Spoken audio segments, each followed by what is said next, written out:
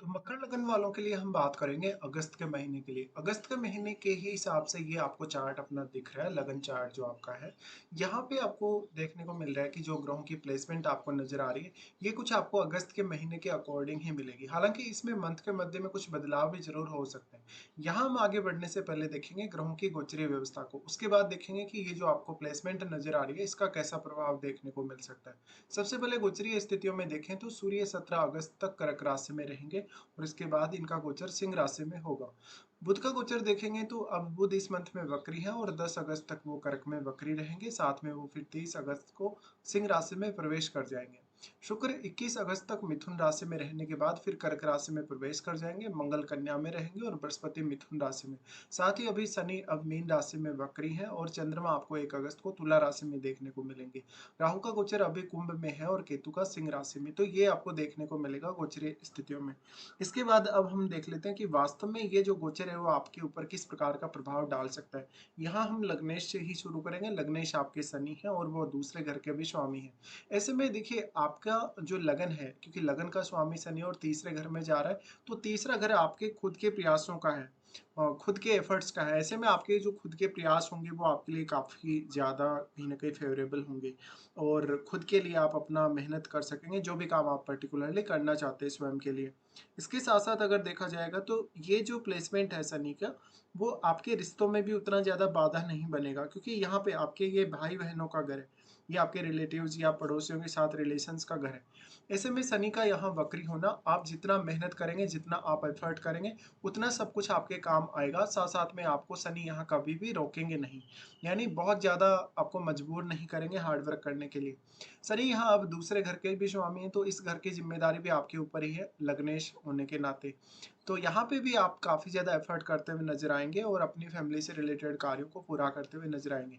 तो अब ये शनि का जो गोचरीय काल है, यानी ये जो वक्री गोचर है, इसमें आप ज़्यादा से ज़्यादा एफर्ट्स कर सकते हैं और वो सारे के सारे एफर्ट्स आपके काम आने ही वाले हैं। साथ में देखा जाएगा तो ये शनि आपको मल्टीपल इनकम सोर्सेज दे सकते हैं, आपको लॉन्ग डिस्टेंस टूर या शॉर्ट डिस्टेंस टूर दे सकते हैं। साथ साथ में यहाँ पर देखा जाए तो शनि जो है वो आपको रिश्तों के प्रति काफ़ी ज़्यादा सीरियस बनाते हैं। तो यहाँ पे ये जो शनि का प्लेसमेंट है वो आपको काफ़ी ज़्यादा सपोर्ट करेगा। इवन शनि यहाँ पे क्योंकि वक्री है, और वक्री होने से शनि का जो प्रभाव है कहीं ना कहीं वो ज़्यादा फेवरेबल हो जाता है सामान्य की तुलना में। शनि यहाँ से फिर एस्पेक्ट कर रहे हैं पंचम को, पंचम को एस्पेक्ट कर रहे हैं, तो निश्चित तौर पे आपके लिए सोचना समझना डिसीजन लेना आसान होगा। संतान के साथ जुड़े हुए रिश्ते या आपकी लव लाइफ वो भी काफ़ी ज़्यादा इजी होगी। यहाँ पे लेकिन देखना होगा कि पंचम भाव में कोई भी ग्रह बैठा है तो वो किस प्रकार का ग्रह है और वो शुक्र के साथ और शनि के साथ किस प्रकार के संबंध रखता है। यहाँ पे देखिए शनि फिर आपके चार्ट में क्योंकि लग्नेश और दूसरे घर के स्वामी है, तो इन दोनों ही भावों के प्रति आपको काफ़ी सीरियस बनाने ही वाले हैं। ऐसे में आपके निर्णय भी इन भावों को लेके या खुद को लेके काफ़ी सीरियसली रहने वाले। ऐसी कंडीशन में देखा जाए तो आपका खुद का जो एफर्ट है या खुद का आपका जो टैलेंट है, वही आपकी ज़्यादा से ज़्यादा यहाँ काम आएगा। शनि उसके बाद एक्सपेक्ट कर रहे हैं नवम को। नवम को जो शनि एक्सपेक्ट कर रहे हैं, यहाँ मंगल ऑलरेडी गोचर में है, तो यहाँ आपको किसी प्रकार का नुकसान नहीं होगा देखा जाए तो। ये लॉन्ग डिस्टेंस टूर के लिए अच्छा है। साथ में अगर देखा जाए तो यहाँ पर आपको अपने हायर स्टडीज़ में काफ़ी मदद मिल सकती है, क्योंकि जो आपके लग्नेश है वही यहाँ दृष्टि डाल रहे हैं। तो यहाँ पर देखा जाए तो काफ़ी अच्छी स्थिति नज़र आ रही है, और ये स्थिति में आपके लिए शनि और भी ज़्यादा फेवर कर सकते हैं। तो इस स्थिति में देखा जाए तो कहीं न कहीं अब अगर आपको विदेश में सेटल होना है या विदेश जाना है, उसके लिए भी आप ट्राई कर सकते हैं। साथ-साथ में क्योंकि शनि 12वें घर को एस्पेक्ट कर रहे हैं, तो 12वें घर से संबंधित कार्य भी आपके लिए ईज़ी होने वाले हैं।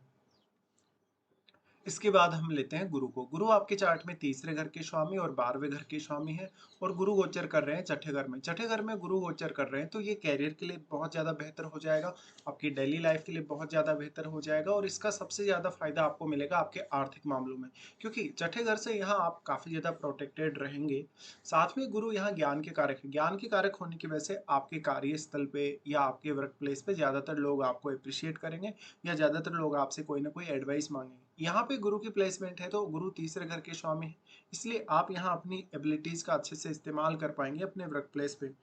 साथ में अगर देखा जाए तो कहीं न कहीं जो गुरु हैं, क्योंकि 12वें घर के लॉर्ड हैं और 12वें घर पे दृष्टि भी डाल रहे हैं, तो वो आपको 12वें घर से समस्याओं से भी कहीं न कहीं बचाते हैं। 12वें घर से जुड़ी हुई जो भी दिक्कतें आपको आ सकती हैं, जो कि आपके खर्चों को लेके हो सकती हैं, स्वास्थ्य को लेके हो सकती हैं, या फॉरेन सेटलमेंट में आपको जो दिक्कतें आ रही हैं, उनको लेके हो सकती हैं। तो ऐसे में गुरु आपको काफ़ी ज़्यादा एक ज्ञानी या एक विद्वान के तौर पे दिखाते हैं, और आप कैप्रिकॉर्न वाले हैं, यानी कैप्रिकॉर्न एसेंडेंट वाले हैं, तो आपको वैसे भी बहुत ज़्यादा हार्ड वर्किंग देखा गया है। ऐसे में गुरु कुछ हद तक आपके लिए आपका काम आसान कर देते हैं। गुरु यहाँ से फिर एस्पेक्ट डालते हैं 10th हाउस पे, तो ये करियर के लिए डिसीजन लेने और करियर में आगे बढ़ने के लिए बेहद अच्छा होगा। साथ-साथ में आपको यहाँ काफ़ी ज़्यादा एप्रिसिएशन भी मिलेगा आपके करियर में। गुरु का दृष्टि जो कि आपके 12th हाउस पे है, वो आपके खर्चों को कहीं न कहीं कंट्रोल करने में सहायक होगा, क्योंकि गुरु अपने ही घर पे दृष्टि डाल रहे हैं। कोई भी प्रकार की स्वास्थ्य से जुड़ी हुई दिक्कतें या कोई भी अन्य दिक्कतें जिनमें आप यहाँ अभी समस्या से जूझ रहे हैं, उन समस्याओं के मामले में भी गुरु आपको काफ़ी सपोर्ट कर रहे हैं। फिर गुरु यहाँ आपको फॉरेन सेटलमेंट से रिलेटेड डिसीजन या फॉरेन टूर से संबंधित अगर डिसीजन लेना है, उस मामले में भी बेहद सपोर्ट कर रहे हैं। और गुरु का एस्पेक्ट आपके वाणी स्थान पर भी है। वाणी स्थान पर इनका दृष्टि होने से कहीं न कहीं आपका अपनी फैमिली के साथ जो रिलेशन है, अपनी अर्निंग्स वगैरह को लेके, अपनी वेल्थ वगैरह को लेके जो भी आपके निर्णय हैं, उनमें भी आपको सपोर्ट रहने वाला है। देखा जाए तो अब क्योंकि गुरु राहु का एस्पेक्ट कर रहे हैं और राहु कुंभ में ही है फिलहाल, तो ऐसे कंडीशन में राहु पर भी एक बहुत पॉजिटिव असर यहाँ पड़ रहा है। वैसे कुंभ का जो राहु होता है वो काफ़ी अच्छा होता है, लेकिन फिर भी गुरु की दृष्टि पड़ने से यहाँ राहु के जो परिणाम होंगे आपके लिए, वो और भी ज़्यादा बेहतर होंगे। फिर हम लेते हैं मंगल को। मंगल आपके 4th लॉर्ड है और आपके 11वें घर के स्वामी हैं। अब मंगल का गोचर हो रहा है नवम में, तो नवम का मंगल जो होगा वो आपको अध्यात्म की तरफ लेके जाएगा, बहुत ज़्यादा पूजा पाठ या हायर स्टडीज़ की तरफ लेके जाएगा। तो ऐसे में जो भी लोग अपने घर से दूर स्टडी के लिए जाना चाहते हैं या हायर स्टडीज़ के लिए प्लान कर रहे हैं, उनके लिए बहुत ज़्यादा अच्छी स्थिति है। साथ-साथ में क्योंकि मंगल अब 11वें घर के लॉर्ड हैं, 11वें घर के लॉर्ड होने की वजह से वो इस हाउस से आपकी एक्सपेक्टेशन को काफ़ी तेज़ करने वाले हैं। साथ ही मंगल का जो प्रभाव है वो 12वें घर पे भी है। तो ऐसा मंगल आपको विदेश जाने, लंबा टूर करने या विदेश में सेटल होने में सपोर्ट करेगा। और शनि का और यहाँ देखा जाए तो गुरु दोनों का ही एस्पेक्ट है आपके 12वें घर पे। तो अब अगर आपका मकर लगन है और आप अगर फॉरेन के लिए कुछ भी प्लान कर रहे हैं आने वाले समय के लिए, लगभग इस साल या अगले साल तक के लिए, तो आप अभी से उसके लिए प्लानिंग कर सकते हो। अब मंगल यहाँ आपके कार्यों को काफ़ी ज़्यादा आसान कर देते हैं या काफ़ी ज़्यादा फास्ट बना देते हैं, क्योंकि मंगल एक बहुत ही ज़्यादा डेडिकेशन भी आपको देते हैं या एग्रेशन भी आपको देते हैं। मंगल का दृष्टि खुद यहाँ है, तो ऐसी कंडीशन में आप इस हाउस के लिए विचार कर सकते हैं। फिर यहाँ मंगल आपको हेल्प कर रहे हैं हार्ड वर्क करने में, क्योंकि वो तीसरे घर पे अपना एस्पेक्ट डाल रहे हैं, जहाँ शनि अभी वक्री कंडीशन में गोचर कर रहे हैं। तो यहाँ पे शनि का प्रभाव वैसे भी बहुत ज़्यादा डिले नहीं होगा इनके प्रभाव की वजह से, लेकिन मंगल फिर भी आपको यहाँ सपोर्ट कर रहे हैं। फिर मंगल का दृष्टि अपने घर पे होगा, यानी 4th हाउस पे, तो आपके लिए घर से दूर जाने या परिवार से दूर जाने का ये समय रहेगा। साथ-साथ में कभी-कभी परिवार के लोगों के साथ थोड़ा बहुत मतभेद भी देखने को मिल सकता है। वैसे तो मंगल इस हाउस को काफ़ी ज़्यादा प्रोटेक्ट करते हुए नज़र आएँगे। उसके बाद हम लेते हैं शुक्र को। शुक्र को देखा जाए तो अगर शुक्र की स्थिति को देखा जाए, वास्तव में मिथुन राशि में शुक्र गोचर कर रहे हैं और शुक्र का गोचर रहने वाला है लगभग 21 अगस्त तक यहाँ पे। तो शुक्र यहाँ आपके लिए ज़्यादातर एक तो खर्चों को बढ़ाने वाले हैं, लेकिन वो एक अत्यंत शुभ ग्रह गुरु के साथ है, तो यहाँ आपको ज़्यादा कुछ प्रॉब्लम होगा नहीं। लेकिन कैरियर को लेके ये ज़्यादा बेहतर है, क्योंकि 10th हाउस के वो लॉर्ड हैं और गुरु के साथ जब आ जाते हैं, तो आप अपने ज्ञान और अपनी बुद्धिमत्ता का बहुत ही अच्छे से इस्तेमाल कर सकते हैं। तो यहाँ पे कहीं न कहीं आपको गुरु की जो सहायता है वो ज़्यादा मिल रही है शुक्र के मामलों में। इसके साथ-साथ अगर देखा जाए तो यहाँ पे आपके लिए डेली रूटीन और आपकी डेली लाइफ़ बहुत ज़्यादा इम्पोर्टेंट हो जाएगा। तो यहाँ पे अगर एक स्थिति अगर हम माने, तो क्योंकि दोनों ही शुभ ग्रह हैं और दोनों ही शुभ ग्रह जब इस तरीके से युति कर रहे हैं, तो ऐसी कंडीशन में आपकी जो डेली लाइफ और डेली रूटीन है, उससे संबंधित जो डिसीजन आप लेने वाले हैं, वो भी आपके काफ़ी ज़्यादा बेहतर होने वाले हैं। शुक्र यहाँ पे फिर आपके पंचम भाव के स्वामी होकर यहाँ जाते हैं, तो आपकी डेली लाइफ में वो हेल्प करते हैं काफ़ी ज़्यादा डिसीजन वगैरह लेने और अपने रूटीन के लिए। लेकिन शुक्र यहाँ 10वें घर के लॉर्ड हैं, तो ये कार्य क्षेत्र या कार्यस्थल के लिए भी बहुत ज़्यादा इम्पोर्टेंट हो जाएगा। फिर वो दृष्टि डालेंगे 12वें घर पे, जहाँ पर वो आपको फ़ॉरेन से कुछ फ़ायदा दे सकते हैं, क्योंकि ये गुरु का ही घर है और गुरु के साथ ही यहाँ शुक्र बैठे हैं। तो आप अगर ऑलरेडी फ़ॉरेन में हैं, फ़ॉरेन में सेटल्ड हैं, तो आपको यहाँ फ़ायदा होगा।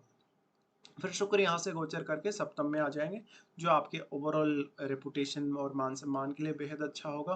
कहीं न कहीं शुक्र से रिलेटेड अगर आप बिज़नेस कर रहे हैं, तो आपके लिए ज़्यादा अच्छा होगा।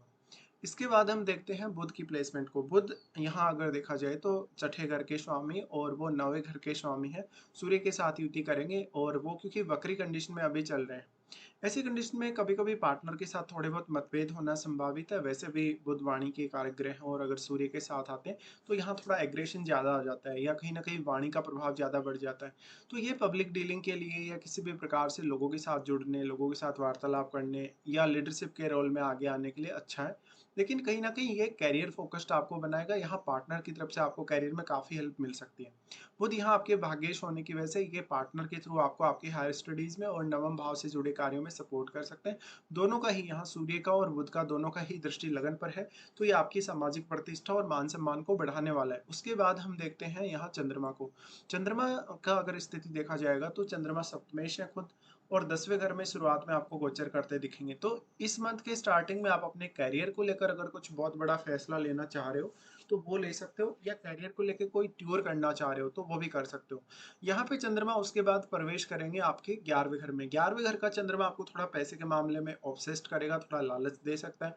तो लॉटरी सट्टा से आपको दूर रहने, लगभग ये स्थिति जो बनेगी 2, 3 और 4 तारीख के आसपास बनेगी। तो यहाँ पे आपको थोड़ा सा अवेयर रहना होगा, आप अगर कोई भी इस प्रकार से अगर डील कर रहे हैं। फिर चंद्रमा जा रहे हैं आपके 12वें घर में। 12वें घर में जा रहे हैं तो ये आपको बहुत ही हाई इमेजिनेशन देंगे। यहाँ पे गुरु का दृष्टि में वो रहेंगे तो ये आध्यात्मिकता को दिखाता है। पार्टनर के साथ थोड़े बहुत मतभेद को दिखाता है, लेकिन यहाँ आप स्वयं को ढूंढने में माहिर होंगे। ये स्वयं के बारे में जानने में ज़्यादा जिज्ञासु होंगे। चंद्रमा अगर 12वें घर में जाए इस तरीके से तो थोड़ी रात की नींद है वो डिस्टर्ब हो जाती है कभी-कभी। और जो लोग भी पूजा पाठ कर रहे हैं, जो लोग भी बहुत ज़्यादा आध्यात्मिक हैं, उन लोगों को यहाँ ज़्यादा सहायता मिलेगी चंद्रमा की प्लेसमेंट की वजह से। उसके बाद हम देखते हैं सूर्य को। सूर्य आपके 8वें घर के लॉर्ड हैं और सूर्य का गोचर हो रहा है आपके चार्ट में सप्तम भाव में। सप्तम भाव में जो इनकी स्थिति रहने वाली है, लगभग 17 अगस्त तक ये रहने वाले हैं। 17 अगस्त तक थोड़ा सा पार्टनर के साथ और उनकी फैमिली के साथ थोड़ा सा कहीं ना कहीं आपका व्यवहार जो होगा वो बहुत ही मैटर करेगा। उनकी तरफ से हो सकता है कि आपके ऊपर कोई प्रेशर डाला जाए, या वो लोग बहुत ज़्यादा आपके ऊपर हावी हो रहे हैं, या पार्टनर जो आपका है वो आपकी बात नहीं मान रहा, अपनी मनमानी कर रहा है, या आपकी वो सुन नहीं रहा, ऐसा देखने को मिल सकता है। लेकिन पर्सनली आपके लिए सूर्य का जो ये ट्रांजिट है वो बहुत ही ज़्यादा अच्छा माना जा सकता है, कैरियर रिलेटेड मामलों में भी और बाकी अन्य मामलों में भी। सूर्य लगन पे ही दृष्टि डाल रहे हैं तो वो अपनी एनर्जी आपके लगन को प्रोवाइड कर रहे हैं, जिससे आपके लिए हार्डवर्क करना और किसी भी प्रकार से पर्याप्त रूप से सही डिसीजन लेना आसान होगा। फिर सूर्य यहाँ से जाएंगे अष्टम में। अब अष्टम को एक्सप्लोर करना फिर आसान हो जाएगा। तो सूर्य का अष्टम में जाना कहीं ना कहीं वो आपके लिए एक बहुत ही ऐसा निर्णय होगा, या एक ऐसी सिचुएशन होगी जहां पर आप खुद को एक्सप्लोर करते हुए नजर आएंगे। यहाँ पारिवारिक रूप से अगर देखा जाए तो ये स्थिति उतनी अच्छी नहीं है, रिलेशंस के हिसाब से भी उतनी अच्छी नहीं है। लेकिन केतु के साथ सूर्य आ रहे हैं तो इस हाउस पे आपका फोकस ज़्यादा होना चाहिए। इस हाउस से जुड़े हुए विषयों के ऊपर आप ज़्यादा ध्यान दे सकते हैं, या इस हाउस को एक्सप्लोर करना आपके लिए थोड़ा सा मददगार साबित हो जाएगा। लेकिन ये पार्टनर की फैमिली की तरफ से आपको इश्यूज दे सकता है, साथ साथ में पार्टनर की फैमिली या उनके साथ कोई भी प्रकार का आपका मतभेद सामने आ सकता है। सूर्य का एस्पेक्ट जो आपके सेकंड हाउस पे पड़ेगा, इस वजह से अपनी फैमिली के साथ भी आपका मतभेद होना संभावित है, क्योंकि यहाँ राहु को एस्पेक्ट कर रहे हैं ये। इसके बाद हम देखते हैं राहु और केतु की प्लेसमेंट को भी। देखिए राहु अब दूसरे भाव में गोचर कर रहे हैं और हाल ही में वो गोचर में बदलाव किए हैं। तो दूसरे घर का राहु आपके लिए बहुत ज़्यादा बेनिफिशियल होगा। यहाँ पर आपकी अर्निंग्स बढ़ेगी, आपकी जो फैमिली लाइफ स्टाइल है वो काफ़ी चेंज हो जाएगी। लेकिन यहाँ अगर कोई एग्रेसिव ग्रह है जैसे सूर्य है या मंगल है, तो आपको फैमिली के साथ और अपने अर्निंग्स को लेकर उतने ज़्यादा इश्यूज भी बढ़ेंगे। बट मोस्टली जो कुंभ राशि का राहु है वो काफ़ी फेवरेबल माना जाता है। अगर आपके चार्ट में राहु बहुत अच्छी स्थिति में बैठा है जन्म के समय का, तो फिर ये राहु से आप बहुत कुछ एक्सपेक्ट कर सकते हो। साथ साथ में ये राहु जो है वो आपके करियर में बहुत इंपॉर्टेंट रोल निभाएगा। इसी तरीके से केतु के लिए देखेंगे तो केतु अष्टम में है। उन लोगों के लिए जिनको कोई रिसर्च करना है, कोई बहुत हायर स्टडी की तरफ जाना है, या जिनको अकल से संबंधित कोई काम करना है, या मान लो अष्टम से संबंधित कोई भी अन्य कार्य करना है, जैसे आप कोई साइबर सिक्योरिटी वगैरह ऐसे किसी फील्ड में हैं, आप कोई ऐसे फील्ड में जहाँ बहुत ज़्यादा गोपनीय रूप से आपको काम करना होता है, तो उस मामले में केतु आपको बेहद सपोर्ट करेगा। लेकिन ये मैरिड लाइफ पे थोड़ा नेगेटिव इम्पैक्ट जरूर डालेगा। इसके बाद हम देख लेते हैं कौन कौन से आपके लिए अच्छे दिन है और कौन कौन से आपके लिए खराब दिन है इस मंथ में। सबसे पहले अच्छे दिनों के बारे में बात करेंगे। अच्छे दिनों में 1, 16, 17, फिर 20, 21, फिर 22 और 27 से 29 तक। ये दिन आपके लिए बेहद अच्छे हैं। अगर आपका कोई भी काम ऐसा है जो नहीं बन रहा, जिसमें आपको बार बार रुकावटें आ रही है, इसमें बार बार आपको बहुत ज़्यादा मेहनत करनी पड़ रही है, तो आप इन दिनों में उन कार्यों को प्लान जरूर कर सकते हो। उसके बाद कुछ खराब दिनों के बारे में बात करेंगे तो चंद्रमा का गोचर जब मिथुन राशि में होगा सबसे पहले, तो 18 और 19 को ये स्थिति बनेगी। ये दौरान आपको ये देखने को मिलेगा कि आपका जो रूटीन है वो स्टेबल नहीं रहेगा। 18-19 को किसी को अगर आपने पैसे दिए उधार या किसी भी तरीके से, तो वो पैसा हो सकता है कि आपके पास वापस लौट के ना आए। यहाँ पे फिर ये देखने को मिलेगा कि जो आपका करियर या जो आपका रूटीन है वो स्टेबल नहीं है, तो आपको थोड़ा-सा पज़लिंग स्थितियों का सामना करना पड़ सकता है। चंद्रमा का गोचर जब लियो में होगा तो 23 और 24 को ये स्थितियाँ सामने आएँगी।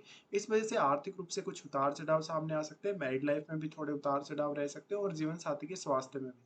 चंद्रमा का गोचर जब 12वें घर में होगा तो वैसे तो ये गोचर आपके लिए काफ़ी फ़ेवरेबल है, क्योंकि यहाँ गुरु के घर में चंद्रमा गोचर करेंगे 5 और 6 को, और गुरु की दृष्टि भी है आपके 12वें घर पे। लेकिन ये आपकी सेहत के लिए कभी-कभी उतना अच्छा साबित नहीं होगा और आपके लिए ये थोड़ा मैरिड लाइफ को लेके भी कुछ दिक्कतें ला सकता है। तो ये कुछ खराब दिन है जहाँ पर आपको थोड़ा अवेयर रहना होगा। फिलहाल आपको वीडियो देखने के लिए बहुत-बहुत धन्यवाद।